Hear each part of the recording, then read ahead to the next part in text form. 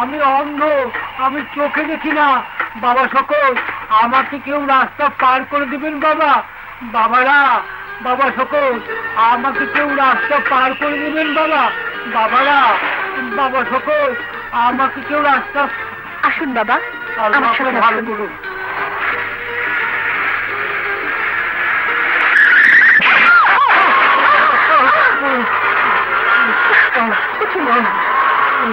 বাবা, সরি, আপনার তেমন লাগেনি তো? আপনার তো দুটো চোখ আছে, দেখে গাড়ি চালাতে পারেন না? আপনারা রাস্তা পার হচ্ছিলেন, তার দূর থেকে আমি ঠিক লক্ষ্য করিনি। দেখে মনে হচ্ছে তেমন চোট লাগেনি।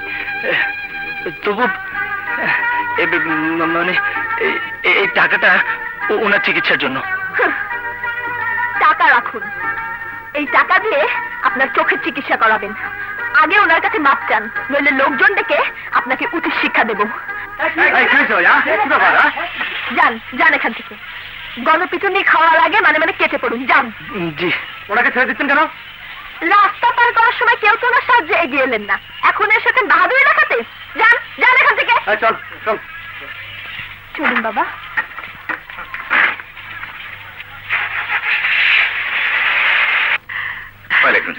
আপনি যে কষ্ট করে এসেছেন সেজন্য আমি খুব খুশি হয়েছি। আপনার বোন রিনা আমার স্নেহের পাত্রী, সে অনেক করে বলল, তাই না এসে পারলাম না। তা বলুন, আমায় কেন ডেকেছেন? আপনার নাম অনেক শুনেছি, আপনার মতো আদর্শবান শিক্ষক আজকাল হয় না। আমি আমার একমাত্র ছেলের লেখাপড়ার দায়িত্ব আপনার হাতে তুলে দিতে চাই। এই তো মুশকিলে ফেললেন। টিউশনি করাটা আমার ধাতে সয় না, তাই আপনার ছেলেকে আমি বাসায় এসে পড়াতে পারছি না। সত্যি আমি দুঃখিত। এই কষ্টটুকু আপনাকে স্বীকার করতেই হবে। সম্মানের জন্য ভাববেন না, যত টাকা চান আমি তাই দেব। আমাদের গাড়ি আপনাকে আনা নেয়া করবে।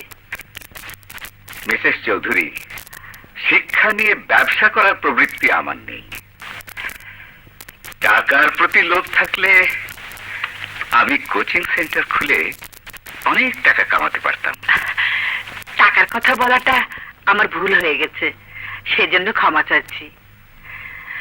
তবে আমি কিন্তু অনেক আশা করেছিলাম, আপনার হাতে ছেলেকে তুলে দিয়ে নিশ্চিন্ত হতে চেয়েছিলাম। আপনি দয়া করে রাজি হন। আপনার যখন এত আগ্রহ, তখন আপনার ছেলেকে পড়াবো। ওকে সপ্তাহে 3 দিন আমার বাসায় পাঠিয়ে দেবেন। সত্যি আমি কৃতজ্ঞ। ওই যে আমার ছেলে এসে গেছে, স্যারকে সালাম কর। থাক থাক বাবা, থাক, বেঁচে থাকো বেঁচে থাকো। আগামী মাসের 1 তারিখে বইপত্র নিয়ে আমার বাসায় আসবে। জি। এখন তাহলে উঠতে হয়। হ্যাঁ, চলি। আসসালামু আলাইকুম স্যার। ওয়ালাইকুম আসসালাম।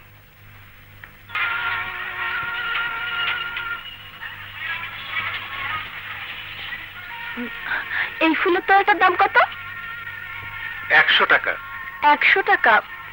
70 টাকা দেবেন? না, সম্ভব না। এক্সকিউজ মি, ওটা আমাকে দিন।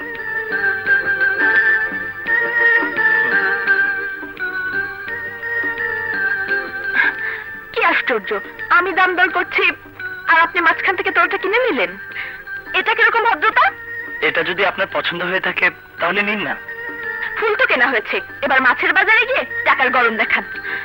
অভদ্র কোথাকার। শুনুন, আপনি কিন্তু আমাকে গাল দিলেন, এটা কোন ধরনের ভদ্রতা?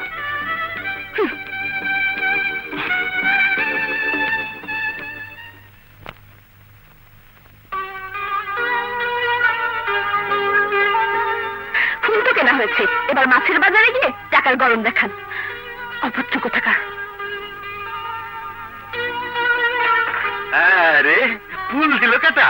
হ্যাঁ, এক বন্ধুর জন্মদিনে দেব বলে কিনেছিলাম, আর দেয়া হয়নি।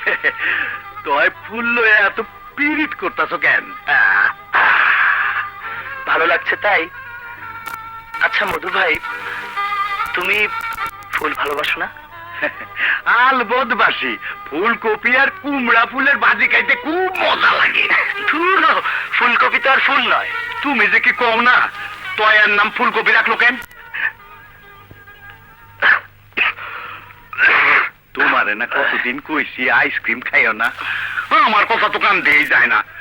আমি বেগম সাহেবরে কয়ে দেবো। বেগম সাহেব! মধু ভাই তুমি খুব ভালো, হ্যাঁ, মাকে কিচ্ছু বলো না প্লিজ। 6 টাকা দাও। আবার টাকা? ও দাও। আগে এটা নাও, রাইতে আইসো, দিব। রাতে এসো, দেব। আরে এইটা তো সিনেমার ডায়লগ। অন্তরে অন্তরে ছবিতে সালমান শাহ কইছিল। আবার সালমান শাহ? মা মা মা মা মা